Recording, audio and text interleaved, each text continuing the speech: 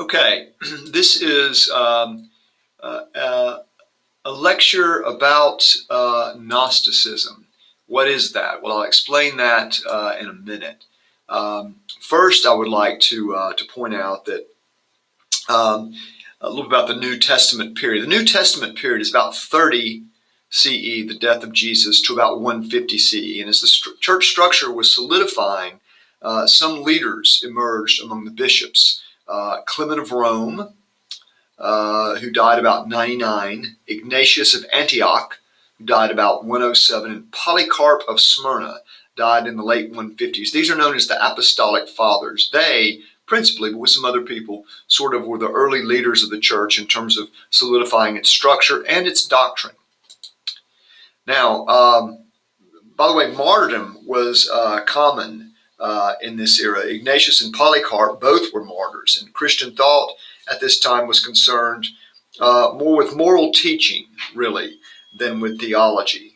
There was a profusion of writing. It was mostly apologetic, sort of explaining and defending Christianity. Again, the focus on morality and a focus on unity, despite the fact there were a lot of different ideas out there. But in the second half of the first century, however, 100 to 150, division grew, and orthodoxy had to establish more explicit definitions of Christian thought. And in doing that, in defining Christian orthodoxy, the church sort of defined itself in opposition to these heresies it had to address. As noted earlier, Christianity was not highly organized, although it was getting organized, and did not have a consistent statement of belief or creed.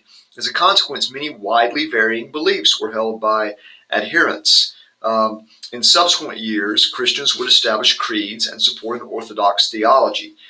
Controversy abounded, but the most famous one within the early church concerned a diverse group called the Gnostics. And Gnosticism has come to be used for such a widespread group of people and beliefs that it's really difficult to define precisely. These ideas are considered heretical now. But a summary of ideas. A divine spark. Gnosticism believes that there's a divine spark within all humans, and that is immortal and comes from an unknown God. It also believes the universe as we know it is controlled by evil forces. It is therefore necessary for a redeemer to come to earth from the unknown God and provide knowledge, gnosis. That's what gnosis means in Greek, knowing or knowledge, whereby the divine spark might be able to rejoin its maker. The divine spark in each of us might rejoin its maker. Some Gnostics believed that the spirit was good and the flesh was evil. Spirit good, flesh evil. Therefore, the supreme God, who was pure spirit, could not have created this fleshly world. It must have been created by some secondary deity that was evil in nature. A major idea for Gnosticism against Orthodox Christianity was that it denied that the godly Christ could have been fully identified with the human Jesus.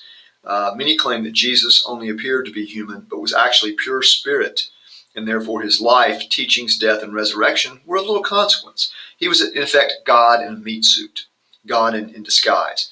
Gnosticism was a syncretistic movement, which means it took ideas from a lot of different sources. Late Judaism, Christianity, of course, Greek, Persian, and Egyptian religions, Greek philosophy, and the mystery religions I've already mentioned. A huge influence, too, was the great world religion at the time, traditional religion, monotheistic religion or actually dualistic religion of Persia, Zoroastrianism.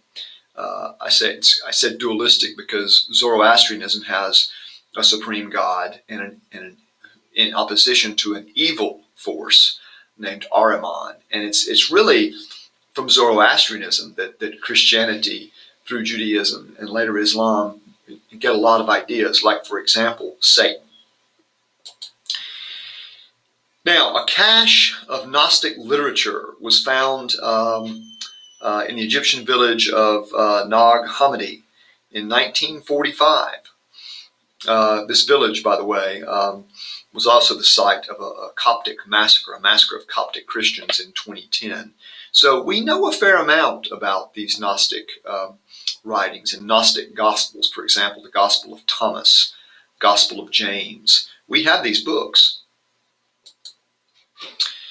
Now, a couple of specifics. There are two really strong trends in the second century, ideological trends that had a huge effect on Gnosticism. One was cosmic dualism. This view of reality with two powers competing on an equal plane, good and evil, spiritual and material. The good is spirit, the evil is material. Second idea was asceticism, was increasingly popular. What does asceticism mean? It means discipline, extreme discipline, self-control, especially in sexual and dietary matters. Think of what monks and mystics do to their bodies. This is an extreme example of asceticism, and it reflected Stoicism, popular Greek philosophy adopted heavily by the Romans, which focused on self-discipline and control. These two ideas inform Gnosticism, and this may be sounding fairly familiar. It's because even though Gnosticism was eventually declared a heresy, it left a big mark. And these two ideas particularly are important. Cosmic dualism plus asceticism equals a worldview that builds the spiritual, good, while diminishing the physical, evil. This appears in Jewish, Greco-Roman, and other literature, but is in Christianity that is most profound and almost redefines Christianity. Not all cosmic dualism, asceticism, writing and ideas were heterodox. Here are two examples. There was something called the Infancy Gospel of James, circa 150, which focuses on the biological virginity of Mary. This is an apocryphal writing. What does apocryphal mean? It means it's pertaining to the Apocrypha, or generally it means of doubtful sanction, uncanonical. It's an apocryphal writing, but it's a source of much later iconography of Mary, how we portray and think of Mary. Another one was called the Acts of Paul and Thecla, about 180, circa 180 CE, in which Paul identifies the resurrection with a life of virginity, strong asceticism. It is the Gnostic writings, with their strong ascetic and dualistic tendencies, that create a powerful challenge to Christian orthodoxy as a religion. Now, in a text called Against the Greeks, Tatian chastises the immoral Greeks, but is equally scandalized by the existence of four separate gospels that don't even always agree with each other. He wrote the Diatessaron, which means Greek for through the four. It was kind of a one gospel, sort of combining the four.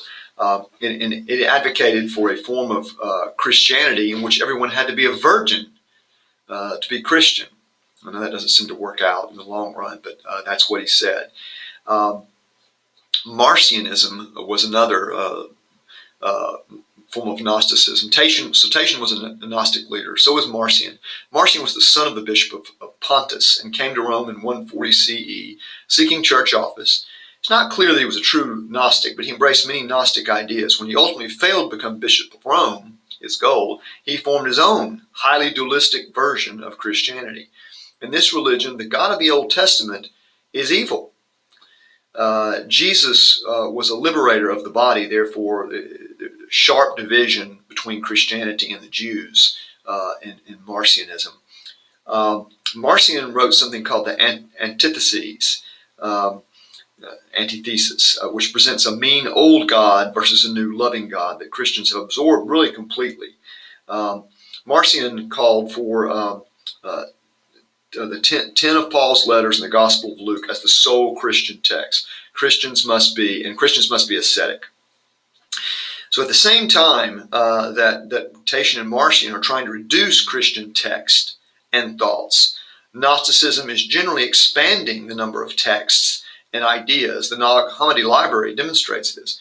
Sethian Gnosticism was very hostile to the Creator God.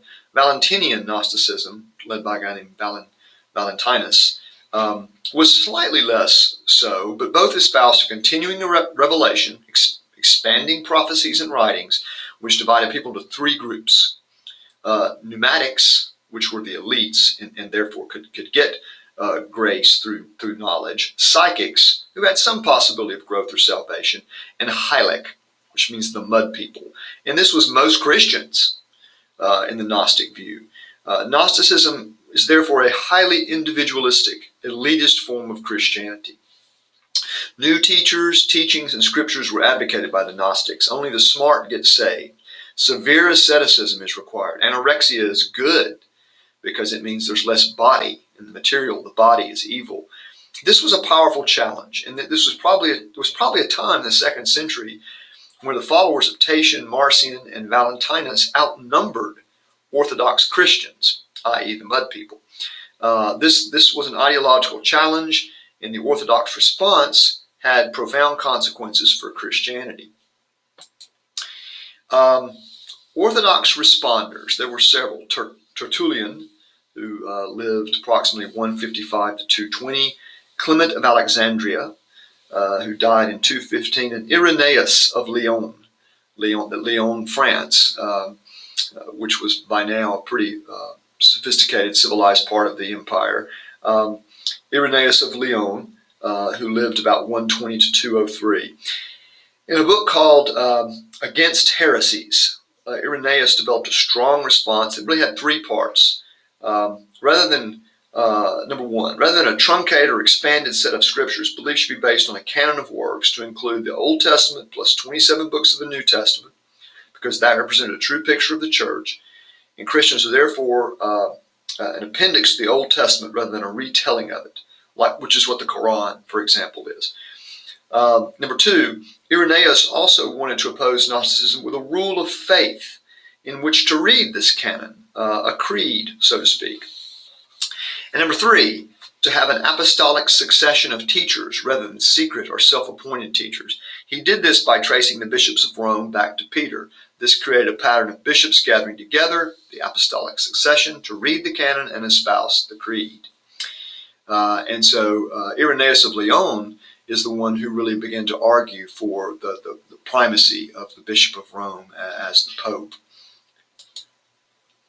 Now, more about these responders. Clement of Alexandria wrote something called the Miscellanies, in which he said philosophy, not heresy, is the way to true knowledge and orthodox belief. Tertullian, who by the way himself was later declared after his death heretical, wrote something called Prescription Against Heresies, and he said, don't mess too much with philosophy. That'll just get you messed up. Ultimately, a creed, the Apostles' Creed, is written, although it will be revised later into the Nicene and then later versions of the creed, through which to read the canon. Now, I've, as you know, prepared a kind of graphic organizer to summarize these ideas. Gnosticism. We want gnosis, knowledge or learning. It's a group of ancient heresies stressing escape from this world through acquisition of esoteric, secret knowledge. The two big ideas are cosmic dualism and asceticism. Cosmic dualism is a view of reality with two powers competing on an equal plane, good and evil, spiritual, material. The teachings of Plato, Platonism, and Zoroastrianism are both big drivers of this. The second idea is asceticism, rigorous self-control, stoicism, especially in sexual and dietary matters. There are several players and or brands of Gnosticism worth looking at. Two, which kind of go together, are Tatian and Marcion. Tatian tends to focus on the asceticism, Marcion more on the cosmic dualism. They are both advocates for contracting the number of sacred texts. Tatian wrote the Address to the Greeks, apologetic literature, opposing the idea of four separate gospels, and the Diatessaron through the four, meaning his one unified gospel in which he advocated virginity for everybody. Marcion wrote the Antitheses, it should be S-E-S, which juxtaposed the Hebrew scriptures with the sayings of Jesus. And Yahweh is evil. Marcion founds Marcionism about 144 CE. Two other branches, Sethian Gnosticism and Valentinian Gnosticism. Sethian Gnosticism may predate Christianity. Venerates Seth, the third child of Adam and Eve.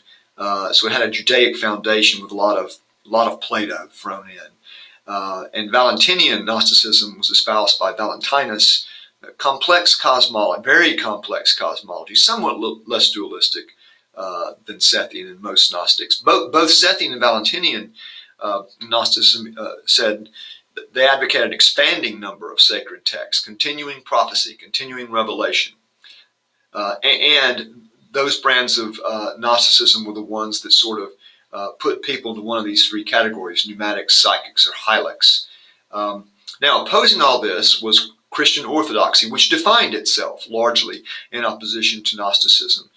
Some of the major players are, let me go backwards. Number 3, Tertullian, who wrote Prescription Against Heresies, which basically says, don't mess too much with philosophy, just know what's right.